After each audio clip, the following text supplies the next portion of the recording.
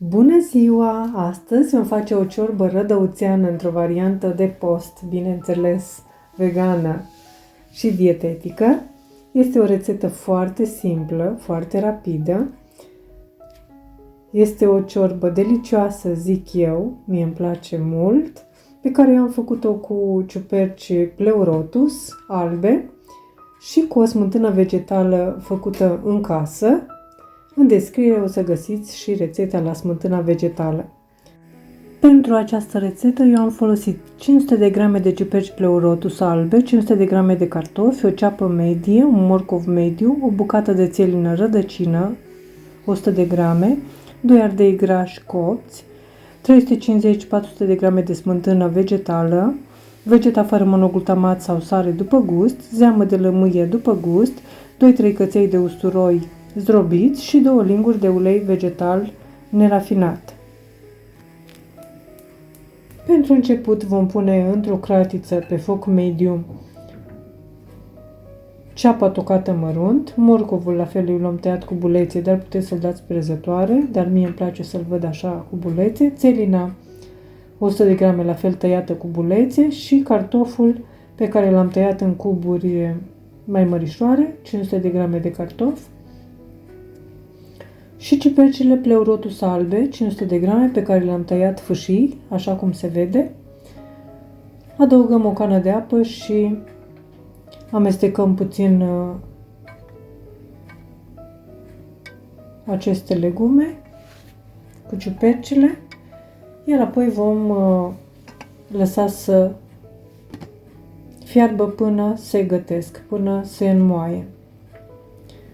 Când legumele s-au muiat și ciupercile, adăugăm vegeta fără monoglutamat sau sare după gust și ardei copți, 2 ardei copți, bineînțeles spălați și curățați de semințe și pieliță, și apoi completăm cu apă.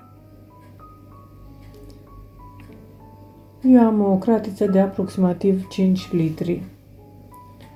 Amestecăm puțin și apoi la fel vom lăsa să fiarbă aproximativ 10 minute.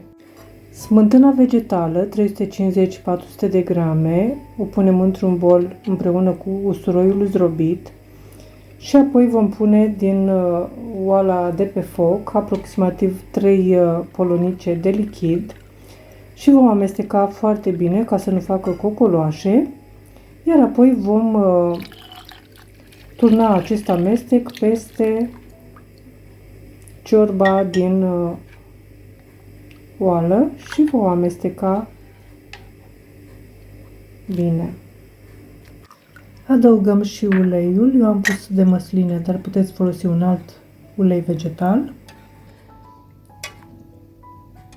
Preferabil să fie nerafinat pentru că este mai sănătos. Adăugăm și oțet dacă folosim sau zeamă de lămâie. Eu am pus zeamă de lămâie. Și apoi stingem focul și putem să consumăm această ciorbă, care, zic eu, este foarte delicioasă, așa arată. Putem să mai adăugăm smântână în momentul în care o consumăm, dacă dorim mai multă, și pătrunjel verde tocat deasupra. Este o ciorbă delicioasă pe care o puteți face în zilele în care nu mai știți ce să mai gătiți. Eu vă doresc poftă bună, vă mulțumesc pentru vizionare și vă aștept la o nouă rețetă data viitoare. Totodată vă reamintesc să vă uitați în descriere unde veți găsi rețeta de smântână vegetală. La revedere! O zi bună!